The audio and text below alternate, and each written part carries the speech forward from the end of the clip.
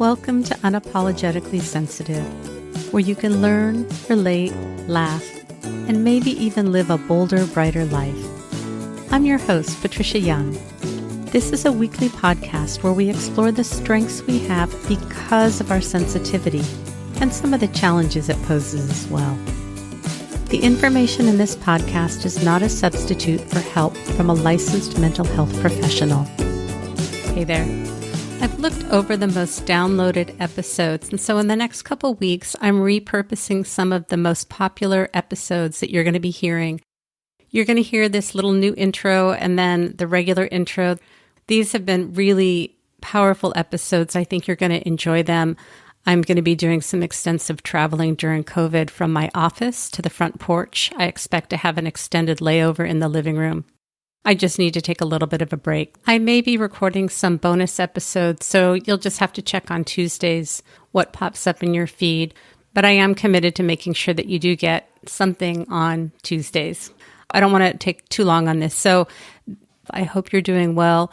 Please take really good care of yourself during this crazy time when the world feels a little topsy-turvy and upside down. All right, and now on to the regular intro. Hey there. To the creatives, healers, sensitives, and deep thinkers, I think you're really going to enjoy this episode today with Jacquelyn Strickland. Back in 2000, she began working exclusively with highly sensitive people, and that same year, she and Dr. Elaine Aron co-created the National and International HSP Gathering Retreats. I consider her an expert in this field, so I'm really excited. We talk about the DOES, the 4 core characteristics that Dr. Elaine Aron came up with to define the traits of being highly sensitive. And she really gives a rich overview of it. And I've been really trying since I started the podcast to get somebody to come and talk about this. So this is a great episode to listen to if you're curious to know about what does it mean to be a highly sensitive person and what do the traits look like. She also talks in depth about introversion and extroversion for the highly sensitive person and the non-highly sensitive person. And then a 5th type that she calls the ambivert. And I think this really adds great clarification. I know that I just did a bonus episode 60 where I did a Facebook Live following my interview with Jaquelyn, but in this episode, she really goes deep in it. I do want to let you know that when I record remote interviews, I use a program, and sometimes there's some distortion in the recording, and sometimes the words also get distorted. I've done the best job that I can. I had my editor do this. I went back through it and really tried to clean it up, but I just want to let you know that there is a little bit of wonkiness with the sound. I think this is an amazing episode. I'm really excited to share it with you. There's some great articles that Jaquelyn has written that are in the show notes at unapologeticallysensitive.com. I think it's an amazing episode. So let me tell you a little bit about Jaquelyn, and then we're going to get on to the episode. Jaquelyn has been a licensed professional counselor since 1993, which is the same year she became certified to utilize the statistically valid and reliable Myers-Briggs personality assessment. She has been working exclusively with HSPs since 2000. The same year, she and Dr. Elaine Aron co-created the National and International HSP Gathering Retreats.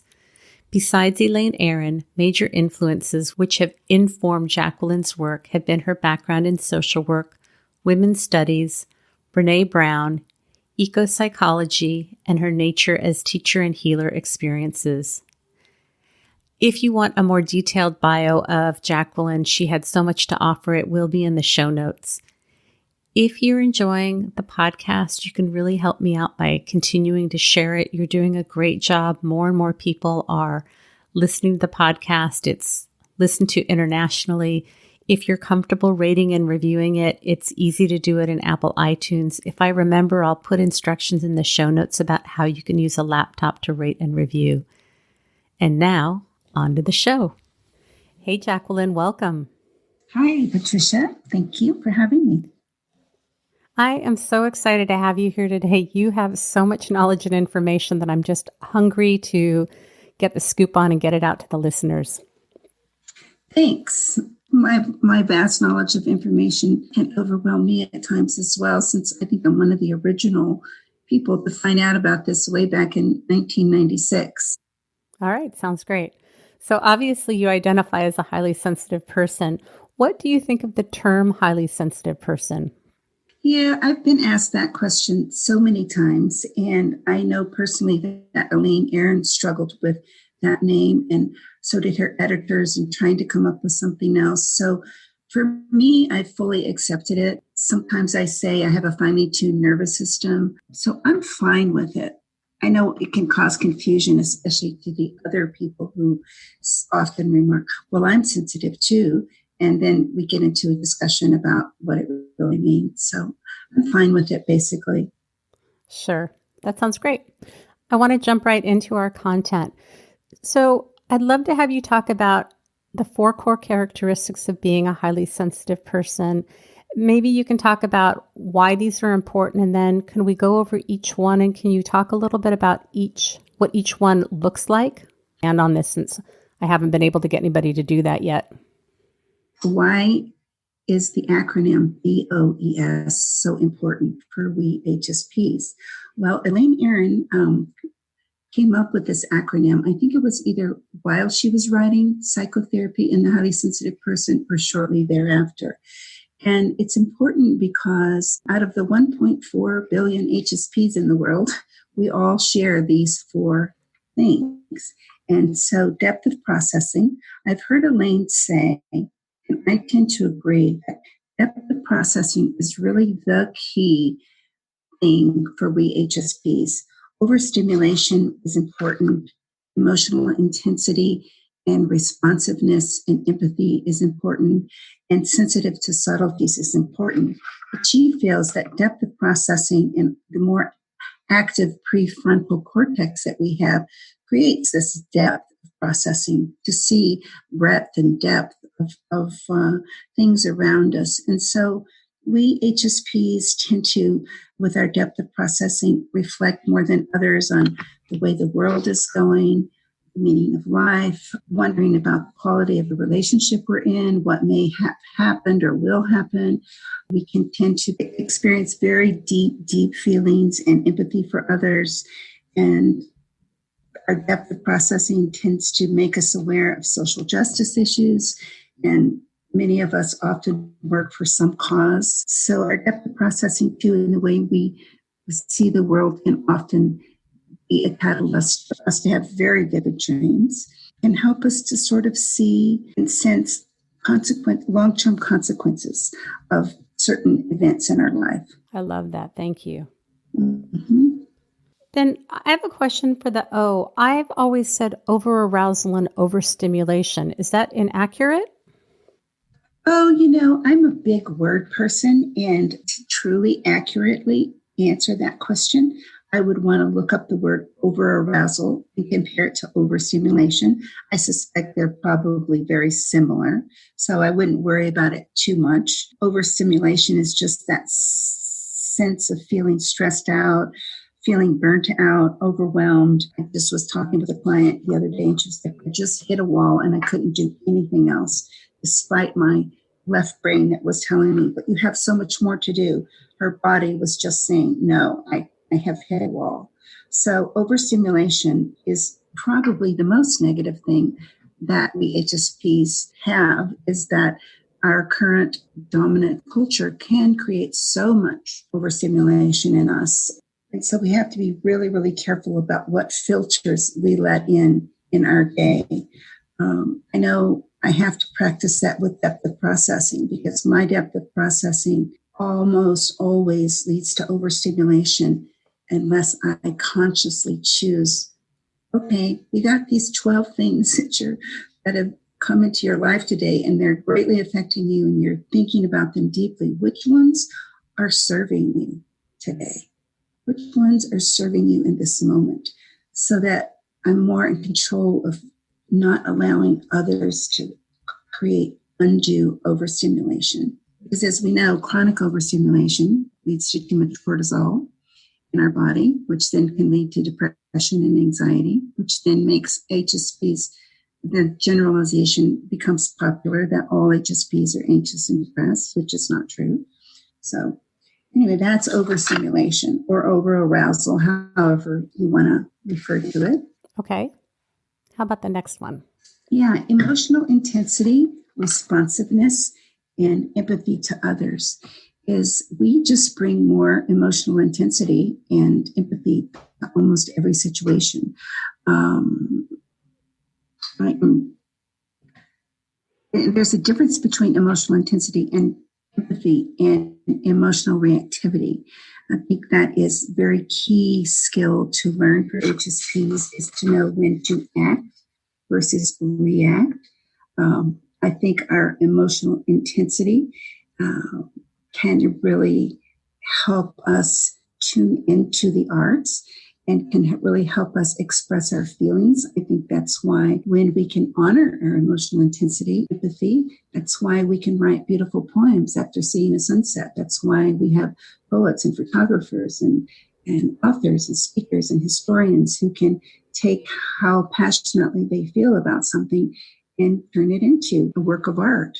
Our emotional intensity can also easily move us to tears or to a sense of joy or gratitude and other wonderful things. And we have more mirror neurons, so that's where this comes into play. Is that correct? Yes, we do. So that's where this emotional empathy, because of our emotional neurons, we can easily pick up more on a mood from a loved one coming in the door who's had a rough day, or just pick up on different energies that we may or may not want to pick up on. And again, I think that we can be in charge of that. I don't think we have to be victim to picking up on all the emotions of other and moods of other people. There are ways to protect ourselves from those that we don't want to influence our day. Sensitive to subtleties. Subtleties meaning that we are usually sensitive to possibly changes in temperature, finding it uncomfortable to be too hot or too cold. We tend to notice when the barometric pressure is dropping. Some of our senses may be keener, such as some HSPs may have a perfect pitch. We have more side effects to medications. As children, sensory sensitivity may have shown up in things such as not liking tags or having their hair combed or tight clothing, shoes not fitting right. We can also notice sensitive to subtleties in that just noticing that someone got a haircut or someone got a new dress or someone is feeling happier today than they were yesterday. Sensitive to subtleties is also the sound of a ticking clock or dripping water as we're trying to go to bed. So some people say, yeah, sensitive subtleties, we're so sensitive to noise and light and those kinds of sensory stimuli. And that's true. However, the same HSP who can be sensitive to a ticking clock or dripping water in a bathroom far away where you're trying to go to sleep, that same HSP might relish turning up their music really loud and dancing and ecstatically experiencing music or a concert which has lights going on. So again, it's this sensitivity to light is light and sound is so personal. My own sensitivity light, I have to have sunglasses outside. I just have to. Sound, I love turning my music up so loud. Ticking clock drives me crazy. So we're all different. Yep. I joke. I think I was a mole in a previous life because I always have to have sunglasses on if I'm outside. I noticed too that depending on the context of what's going on in my life, like I was traveling last week and a friend took me out to dinner and the restaurant was very noisy and they had live music that was not really something that I enjoyed. While it kind of grated on my nervous system, because I was out with a friend and it was a novel situation, I was kind of able to compartmentalize and just sort of tune it out. If you would ask me, is this a venue you'd want to go into? It's like, well, no. And there are times when I'm able to just kind of tune things out and manage. And then I knew when I got back home, I needed more time for downtime. I had a slower start the next day. So I do find that there are times when I can manage things that I wouldn't normally choose if there's a reason to do that. Absolutely. And I think I would be the same with you in that same situation where a band was playing and the music was particularly grating on me or just had some effect on me that was not pleasing. But yeah, I can think of a few times we were in vacation with a dear friend in Barbados and we were at this place having dinner. It was on the beach and there was this band playing. It was so loud. And the next thing I know, I'm up dancing on the sand and just really getting into this music and just, the sound did not bother me at all. Yeah. And I think it's really important for us to notice when we are able to be in environments or push ourselves in a way. And I don't mean in a way that violates our boundaries, but when we do experience things that are outside the range of what we would consider our preferences, that we really make a note of that. Because I think that our capacity for things is much greater, but because we get so over-aroused and overstimulated in some situations, we're really reluctant to put ourselves back in those situations. And sometimes our capacity to endure things is much bigger and we get to experience a little bit more life. I want to be really clear. I'm not talking about doing anything that's going to intentionally overstimulate you or get you over-aroused. But I think often we can do more than we think that we can. Absolutely. Absolutely. And I think a great example of that is the HSP Gathering Retreats. When I've heard people say, oh, I could never be with 25 or 30 HSPs for 4 days. But yet I see people coming and finding it one of the most extraordinary experiences they've had. And we have music, we have poetry, we have laughter, we have tears, we have, a ton of stimulation, but it's a good kind of stimulation. And I often joke about, yep, you're going to be overstimulated these 4 days, but it's the good kind. So take care of yourself. Right, right. Which leads us into our next topic, which I'm so excited to hear you talk about because I hear so much talk about introversion and extroversion, and most HSPs that I run into think that they're introverts. I mean, we know that 70% of HSPs are introverts and 30% are extroverts, but it looks so different if you're an HSP. So I can't wait to hear you talk about this. Okay. Well, there's so much to say about that. And I'm not going to talk too much about it because I did an interview with 37 sensitive extroverts, and it was published as a guest blog on Elaine Aron's website, which I think you've shared many times. But basically, when we're talking about introvert and extrovert and highly sensitive people, I think we have to talk about 5 distinct temperaments.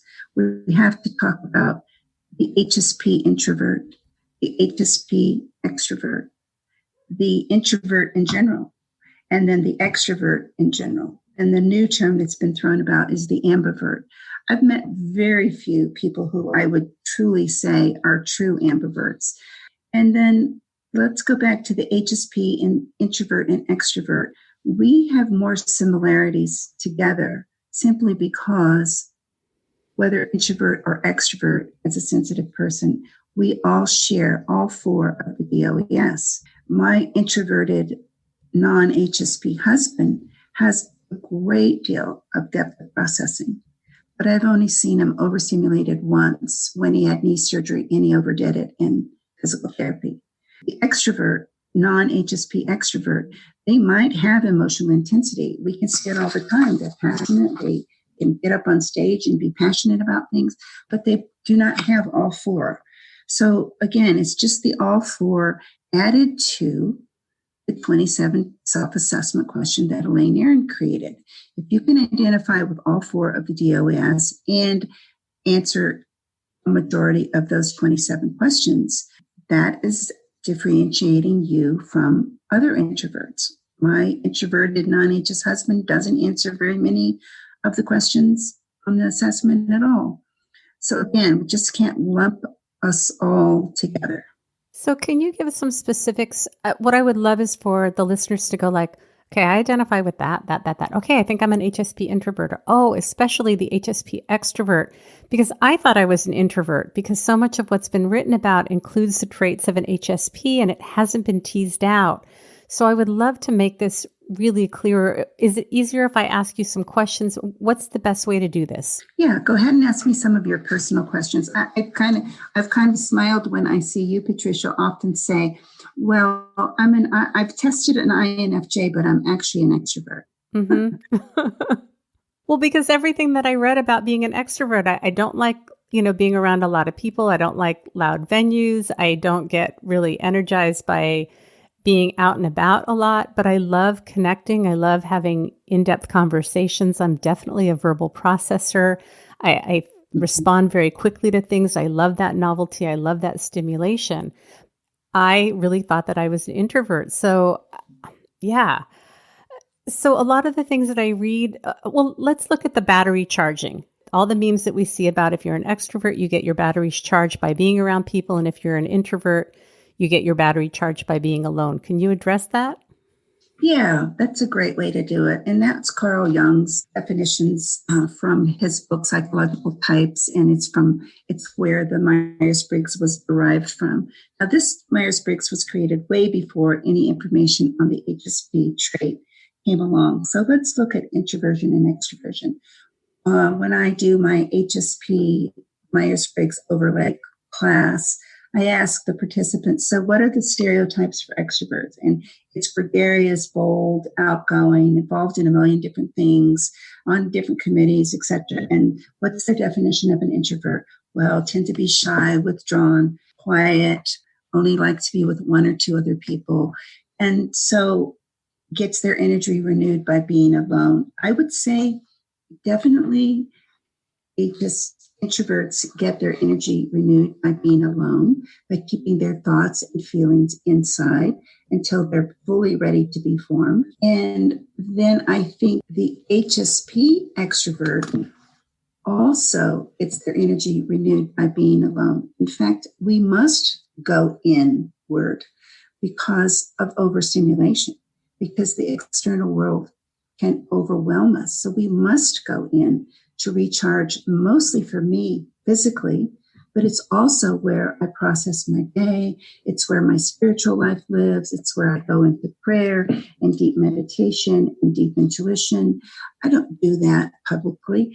I may share some of the results of that with one or two other people, but you're not going to see me out there broadcasting that. So I could look like an introvert. Many people who don't know me well could think I'm an introvert because I spend a great deal of time alone. My office is in my home. It can be Wednesday and I'll start feeling kind of lethargic, kind of low mood, kind of unenthused. And it'll dawn on me, wow, you haven't been out of the house or had a deep conversation with anybody truly since Saturday. So it's kind of like, oh, if I don't get out and create a novel experience for myself, that mood will kind of continue to take me down. So an HSP extrovert needs to find novel stimulation to renew and recharge ourselves. We can do that with a friend, another friend, like your breakfast this morning with your friends, you mentioned was so energizing. But we HSP extroverts can't go out into the world with just any old plan. Like when my husband at my husband's work, we used to have to go to these functions. And so the normal extrovert would be like, great, we're going to this function. We're going to get a fine meal and blah, blah, blah. And I'd be like, oh God, we have to go. I don't want to go. I don't know these people. I won't ever meet these people again. It was always draining for me. So does that help a little? It does. And what I'm wondering is, because I've always noticed, like, if there's an event, I don't want to know what we're doing. I want to know who's going to be there. And I hadn't really ever related that to my trait of being an HSP because I want to know that I can connect with somebody. And so I just had an aha moment. Like, I think that's a defining characteristic. What do you think? Absolutely. I want to know who's going to be there, what's their political affiliation, what we're going to be doing, how long we're going to be there. Because I, like you, don't want to go and engage in surface talk with people that I may or may not ever want to see again. I'm very choosy about, especially the older I get, I'm becoming more introverted, not because I am an introvert, but because I'm a sensitive extrovert who's very discerning about my energy, where I put it out, what I receive in, and it serves me in that way.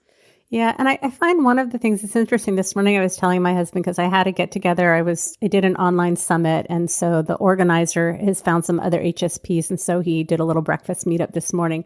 And I was telling my husband, like, there's definitely a part of me that when I'm out and connected, I feel so like I have a lot to offer and I have great social skills. And when I'm at home, I feel like I really don't have a lot to offer. And it's hard for me to get moving. Like that thing about transitions is difficult. And so it feels sometimes really confusing to me because that transition of just get dressed and go. Once I'm there, I have a great time, but that making the move from here to there can be really challenging. And I thought I had social anxiety. I labeled myself as having anxiety and depression. I thought I was an introvert. Learning about the traits of being a highly sensitive person and understanding it has allowed me so much room to show up in the world in such a different way. And I think that we get overstimulated in environments when we're young and it just feels yucky and we don't want to go back into it, but we don't understand what it was about the situation. And so we just don't want that level of being over aroused again.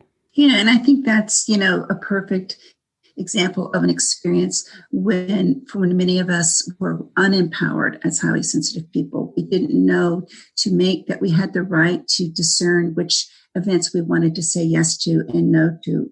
And now we do, and that's wonderful. And like you, oftentimes at home, I'm married to a major introvert, non-HSP, who is a wonderful person, but his energy and my energy can often clash. And so I have to be really careful of being aware of that and getting out into the world, because I can't put too much pressure and too much expectation on him to elevate my mood, to be who he's not, and vice versa. So I have to be really careful about planning to get out of the house in novel ways. I'm fortunate to have several women friends who serve a great purpose for me of friendship, depth, processing, honoring my HSP trait. Yeah, exactly. So I'm still wanting to get some really specific examples about extroverts. So I'm going to read you a couple of statements, and can you tell me if you think it's an HSP thing, an introvert or extrovert? We're gonna make up a new game show here. Do you want to play? Okay. I'm not very good at games, but I'll give it. So I act differently around different people, and it's not because I'm fake. It's because I have a different comfort zone around certain people. True. As do I. Okay. And so would you be able to say that's introvert or extrovert, or is that just HSP? I say that as an empowered HSP who is aware of her environment, the energy's there, the different values of the people there, and what's safe, how safe you feel to fully express who you really are and what you really think and feel. And so, there are many times when I'm in an environment where I am acting totally introvert. And I like to look at introversion and extroversion as verbs. So when I'm very aware when I am in environments and I am choosing to be very, very introverted and just be an observer, those don't generally energize me at all, but it's an act of self-protection. Yeah, if I feel like I have to fight to be heard or seen, that will totally pull out my introvert. That just is, it's so against how I like to show up in the world, unless it's something that I have a meaning and a purpose and I'm advocating. But that's something that will make me look totally like an introvert because that's just not how I show up. Right. You can be a sensitive extrovert and you can choose to introvert. Just like Elaine Aron is a major introvert. And over the years of knowing her and working with her at gatherings, I've seen her actually blossom, and she is very capable of extroverting. In fact, she tells me how much she enjoys it when she's there extroverting. But normally it doesn't come easy to her. Right. And I think that there's this belief that if you're an extrovert, you're always comfortable socially. You don't feel awkward. You don't have doubts. You don't think about conversations and things that you said after the fact. And that's not my experience. There are times when I still feel very awkward, very uncomfortable. I have a conversation, I go home and I think about what I said. And I think that people attribute that to being an introvert. And I think that's the characteristic of being a highly sensitive person. What do you think? Yeah, I think that the person who doesn't really, let's just generalize to the general extrovert. I know a few in my life. My husband's friends with one, and I'm sure he just talks and carries on and has a great time. And I would doubt seriously if he ever went home thinking, gosh, did I talk too much? Did I cut her off? Whereas I'm always, not always, but many times thinking that. And so I think it's a sensitive extroverts tendency to have depth of processing and great deal of empathy in that, I do it all the time at the HSP gatherings. I go into people say to me, God, you're so strong. How can you do this between, year after year among all these people? And wow, they just sort of put me on this inaccurate pedestal of how strong I am. They don't see me going to my room, break, and taking deep breaths and going, should I have said that? Was that too? How could I have reframed that? Do I need to go back and explain that? I have this little process that I can work through this kind of thing in about 15 minutes and come to some kind of peace with it. But yeah, I do it too. And I just think it's our depth of processing and our ability to pick up on subtleties. I noticed that person over on the far right, her face looked confused. I wonder if she's angry. All that. So I go inward to do that. I go inward and I introvert to process that. But I'm still a sensitive extrovert. Yeah, I find too that if I have a social event, like if I have a role to play, I'm going to hand out drinks. I'm going to give people name tags. It takes me out of myself and that part of me that feels like I'm anxious and I'm awkward and I'm not comfortable. But if you give me a task, that part of me that really responds well to responsibility and to duty, all of a sudden it pulls on a very different part of me. But I think that when we have this expectation that we're supposed to show up like the non-sensitive extroverts, for me, I feel like I'm going to miss the mark so much that it pulls on the part of me that's more introverted as opposed to who I am and how I show up is okay, but I need to find a way to either get a role or to lower the bar. Does that make sense? Oh, it makes great sense. And I think it's a wise self-care practice, Patricia. I think there's nothing wrong with that. And it's not pathological at all. It's just, I think it's very healthy. And if the same happens at the gatherings, I can't tell you how many introverts come up and they volunteer and they want to help me do this and they want to help me. They want to pass out the name tags and they want to put the flip charts up and they want to organize the leisure time. And yeah, because they feel comfortable and they're coming out, they're extroverting. So what they're doing, even though they're introverts. Right.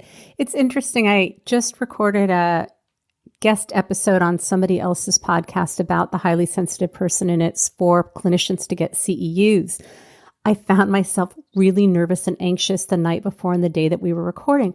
I talk about this stuff all the time. I've been on at least 10 other podcasts where I talk about the highly sensitive person, but with that overlay of like, this is serious, it's for CEUs, it brought up the part of me that feels like I have to follow the rules.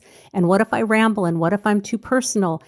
And I found it really constricting me. And I know that if my nerves get the best of me, you're not going to get a very cohesive piece of information out of me. And the way that I dealt with it is I talked to the host before we started recording.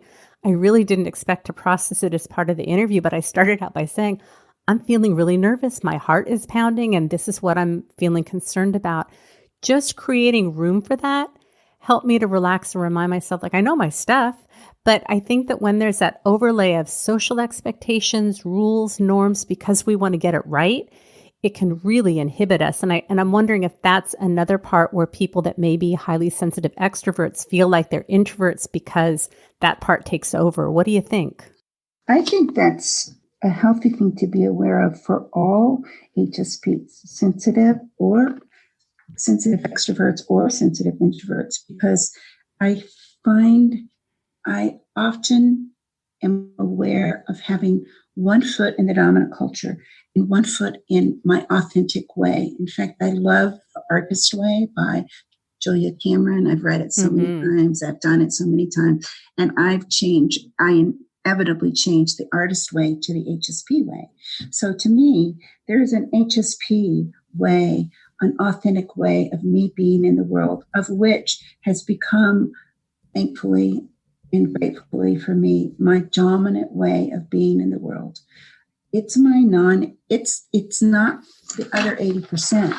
So I don't tend to put a lot of emphasis on rules and norms and expectations that the other 80% value, because I don't really value them. And I'm not discrediting them. They work for them. Fine. That's wonderful. It works for you. But what works better for me is this. And so I've just grown to have trust in living my life professionally and personally in my own authentic way. And my own authentic way is probably different than yours and different than everyone else who's listening to this. We have to develop our own HSP way of being in the world and be aware of dominant culture and what they say is right and wrong and da-da-da. Yeah. I realized when you were talking that I have an agenda. So I'm just going to be really transparent about my agenda. Okay. Because I thought I had social anxiety, because I thought I was an introvert, I used that as a way to not participate in the world. And it really created some, what I labeled as depression. I can see now it wasn't depression. And so I think that my hidden agenda, and if you're an introvert and I'm not acknowledging you or talking about you, please forgive me, extend me some grace. But I think what my agenda is for those people that may be highly sensitive extroverts and identify with the thought of being an introvert and use that as a reason to not participate, where there may be so much more fullness in life. And what I'm finding is I've, went to a conference last week and I'm just doing so many more things that once I learned I was an extrovert, it really shifted what I told myself. And I feel like my world has really opened up and expanded. And so I'm imagining other highly sensitive extroverts that think that they're introverts or think they have social anxiety, and it may not be that. I'm just like, I just want to show you that there's another way that you can experience the world. And so if it feels like I have an agenda, I just realized I do, and that's what it is. Yeah. And I think it's role modeling that, when we have unhelpful, inaccurate beliefs about ourselves, it causes us to want to hide from the world. And as opposed to when we are fully self-identified and integrated as an HSP, whether it be an extrovert or a sensitive extrovert, when we fully know, I think, our Myers-Briggs type and all the ramifications of what that means, not just, oh, I took that on this online sign and I was a INTFJP. Well, you haven't integrated fully. You haven't gotten the full depth of what Myers-Briggs has to offer. So self-identity is huge. I use that in the Enneagram. So once we get fully integrated with a strong sense of self-identity, when we've healed our wounds, when we've reframed our past, when we've got a plan of knowing when and how to be out in the world, it becomes a choice of when we go out. We don't hide anymore. We distinguish resting and taking care and being alone from hiding. And we rest for the purpose of going back out into the world as who we truly are in a novel way that we've chosen and give our gifts to the world.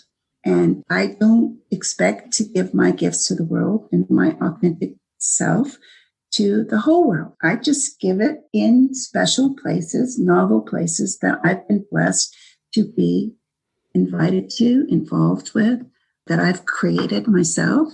But I don't, unlike when I was younger, unempowered, thinking I could change the world and all the injustices in the world, and I would show up on my soapbox trying to convince people that things needed to change. Well, that wasn't very wise of me. So I've learned to be very particular and discerning about where and how I share my gifts. Yeah, I think that's really important for us. Something you said earlier has made me curious because I took the Myers-Briggs. I was actually thinking it was probably 12 years ago. So it's been quite some time. And I came out as an INFJ. And you made a comment earlier that when you see me post in groups that I'm an INFJ. If I were to take it today, do you have a sense of how you think that would show up? Yeah, because there's so many variables that can affect the results of the statistically valid and reliable Myers-Briggs assessment. And so if you took it 12 years ago, I'm not sure what was going on with you then, but that's where the benefit of doing the statistically valid and reliable assessment, and where I, as the professional consultant, gets your raw scores. We can, generally speaking, a sensitive extrovert will have a really low score between introversion and extroversion. So many people say, oh gosh, that's why I'm an ambivert. It's because I have a low score between introvert and extrovert, and I can extrovert and I can, no, what Myers-Briggs says is a low score between introversion and extroversion implies some sort of transition or turmoil between those two preferences. So it's perfect for the sensitive extrovert, We go out as an extrovert. If we're not careful, we get way overstimulated chronically if we're in the wrong environment. We come back in. If we're unempowered, we hide. We go over, why did we say that? Why did da. And so we think we're an introvert. And then we get too unmotivated and uninspired by being in too long. So then we go out again and the same thing happens. So it's in, out, in, out. Don't like being out, don't like being in. So that's why that's the transition in the turmoils until you figure it out, until you go, yeah, I'm going out as a sensitive extrovert. I can't wait to experience this and this because I'm creating it. So I would suspect that if you took it again, and I would love us to do that, I think you would learn so much because I laugh when you say I'm a sensitive extrovert, but I test INFJ. Well, there's reasons for that, and we could explain that. So I suspect that you might probably be an ENFJ with a very, very well developed introverted side, which serves you because of overstimulation. Just like I'm an ENFP with a very well introverted side that I use in service to what I'm doing in the world. If I didn't go inward and recharge and pray and meditate and express myself through art and music inwardly, when I go out to a gathering, I would just be a nervous wreck.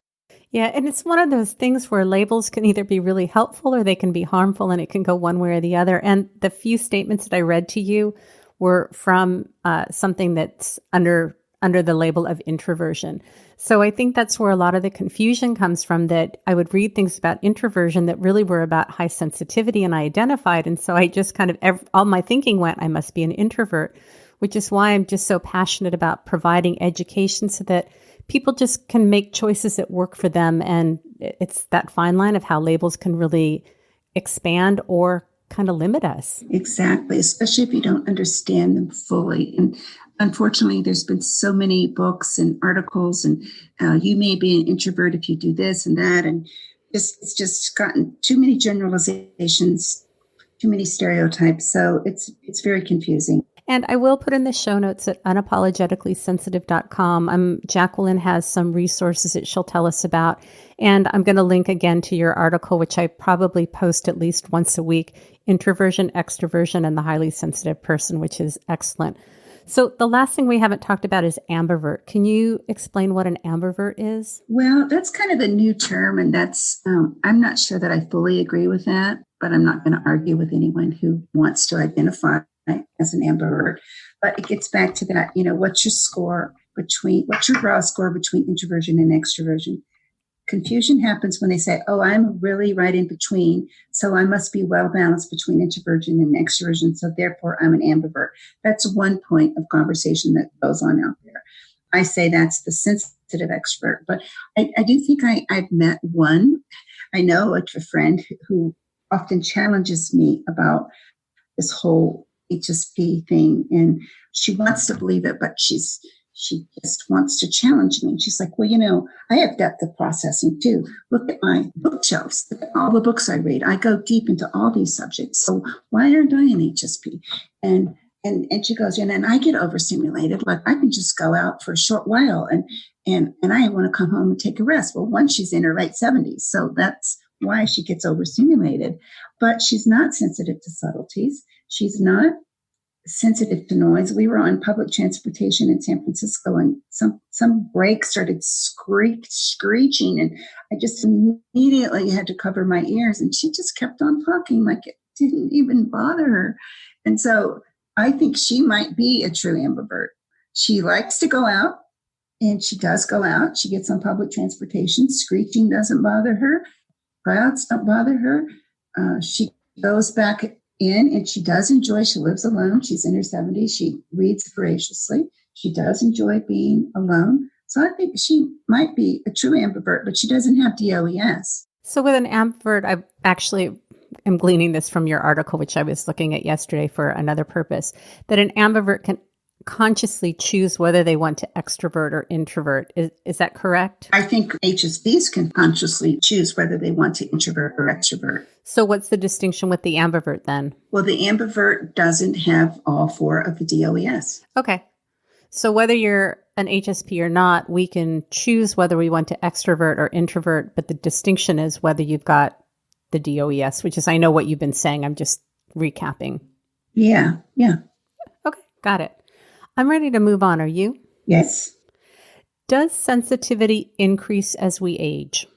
Well, personally speaking, for me, it most definitely does.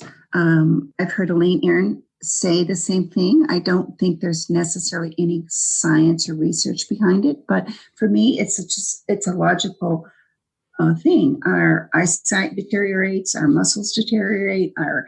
Why would our nervous system not also age and become more sensitive?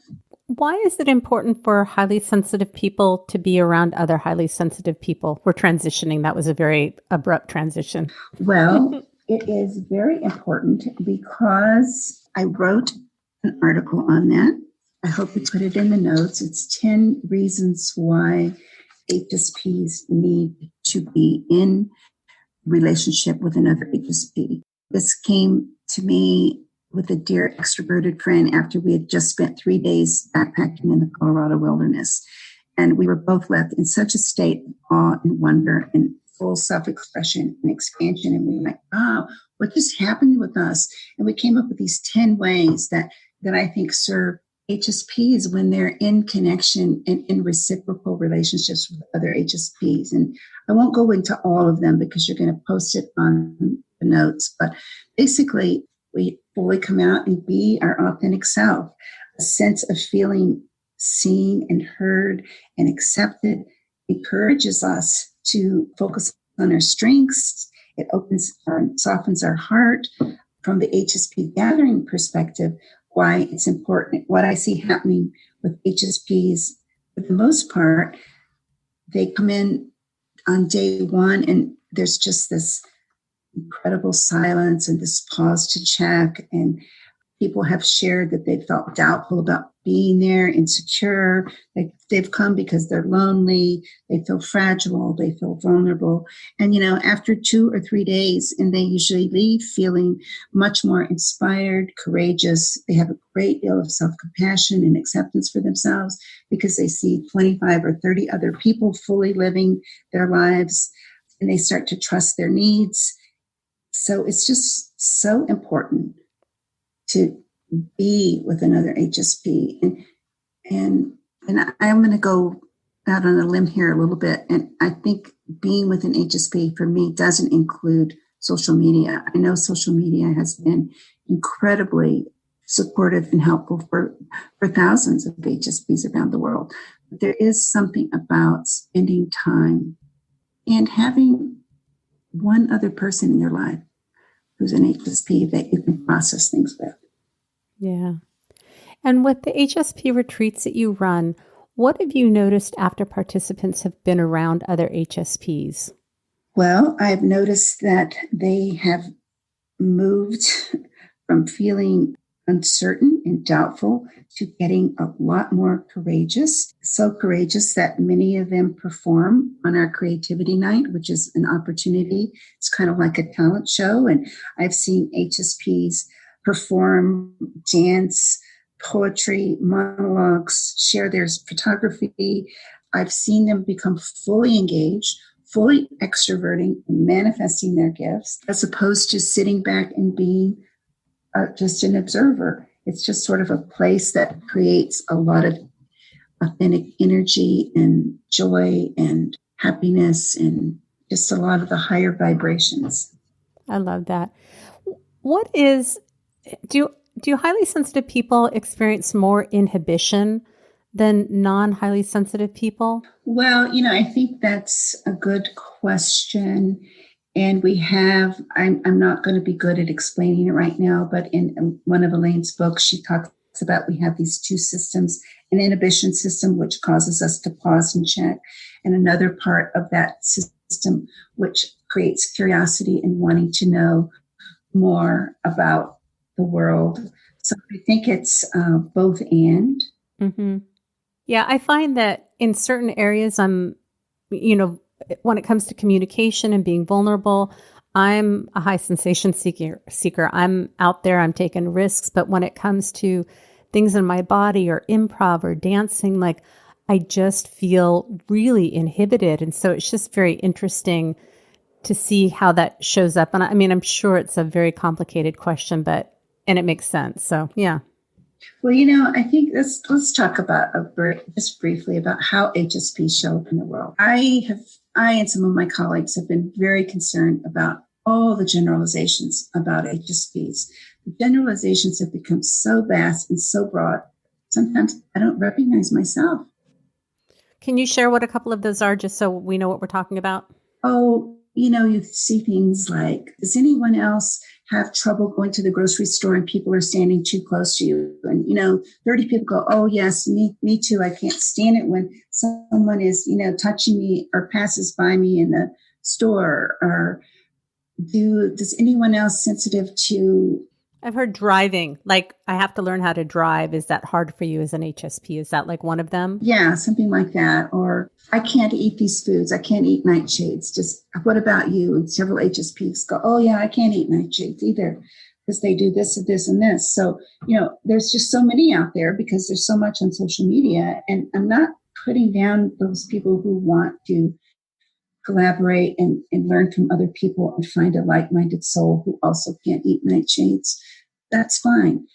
But I just want to make a point of, in the center of the DLES, in the science, there are so many variables which influence the way in which we show up in the world, in which the way our gifts are manifested, things like mental health issues, family of origin, introversion, extroversion, socioeconomic status, of your current status, of your family status, of the people, the neighborhoods you grew up in, of the relatives who are the 5 people in your life that see you the most? Is that a positive reflection, or is an accurate one, or is it disparaging? So there's so many variables the way we show up. And that's why I am so passionate about the science, because the science of the DLES is like, it allows everyone to relate in their own unique way. Yeah. Yeah. Well, thank you for that. I'm looking at time and we kind of need to wrap up. Is there anything specific about being an HSP that I didn't ask you about that you wanted to talk about? Well, I think it would just be, I would just want to give a great deal of gratitude and acknowledgement to Elaine Aron for creating this work. I know it's not original work. I mean, for her, it's original. Her science is original. But the trade has been around for a long time. She just put it in words and research that has gotten a great deal, as we know, of attention. And she's created an industry of which many people are working and finding meaning in. And many people don't even mention her work. So I just want to be extremely grateful to her and acknowledge her decades of commitment to getting the word out on this wonderful trade. I second that. I think so many of us now that specialize in working with highly sensitive people, it's because of Dr. Elaine Aron's work, and we're helping to spread her message and her work out to heal more people or to provide education to people. So I second that. And it's fine to expand on the work. I mean, many researchers, Plusowski and Lewis, are all expanding on the work, and that's fine. But expansion is one thing, and remembering where it came from is another. So, yep. Thank you, Dr. Elaine Aron. We really appreciate everything you did to set this up for us. Yay.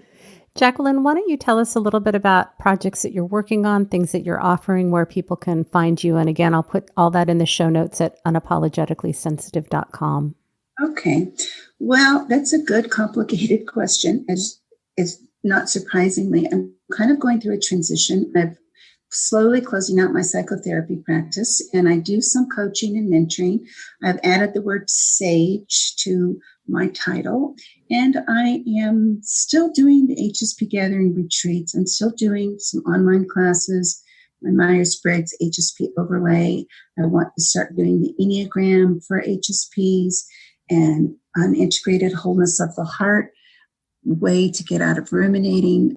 We do that at a lot of the HSP gatherings, and you might be seeing HSP gatherings offered in different countries by different professionals that I will be training. So that's something in the works. for the future because I am celebrating my 70th birthday in October, and I'm finding life is calling me in so many different directions. So it's hard to know where or what I might be doing.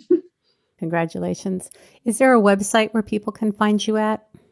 Yes, it's lifeworkshelp.com. And that's going to be changing soon, but hopefully for now that will work. Okay. Anything else? I think that's it, Patricia. Well, thank you so much for being here today. I asked you to be a guest quite a while ago. This is not to guilt you. This is to say I'm so grateful that it worked for us to connect and that you were able to share your wisdom and experience because you really have so much to offer that I'm just thrilled to have a chance to talk with you today. So thank you very much. Yes, you're welcome, Patricia. And congratulations on your podcast. It's doing really well and offering so much valuable information to people. So, well, thank you. All right. Have a great day, Jaquelyn. Thank you. Take care. Bye-bye. Bye-bye. Thank you so much for being here today. I hope you got a lot out of this episode. I'm so incredibly grateful to Jaquelyn for being willing to come on and share her expertise. And again, a big thank you to Dr. Elaine Aron. A couple of announcements. If you're listening to this when it comes out on the 22nd of October, 2019, and if you are a mental health professional who needs to get CEUs for your license, I just recorded an episode on Clearly Clinical about the traits of the HSP, and we're doing a giveaway that's going to run until Friday of the week that you hear this episode. You can go to my Instagram account at Unapologetically Sensitive. I'm going to be promoting on Facebook, but if you're personal friends with me on Facebook, I'll have something posted there and probably on the page Unapologetically Sensitive. We're going to be doing a giveaway for some free CEUs through Clearly Clinical. If you're interested in working with me, I do online work with people all over the world. It's amazing to be able to have this connection from the comfort of your own home, from work, wherever you're at, where you have some privacy. I'm making some amazing connections with people, and I've come up with a coaching model that I found really helpful with highly sensitive people. So you can find out more information at unapologeticallysensitive.com. If you have any questions or anything you want to tell me, you can reach out to me at unapologeticallysensitive@gmail.com. Remember, sensitivity is nothing to apologize for. It's our superpower. Have a blessed day.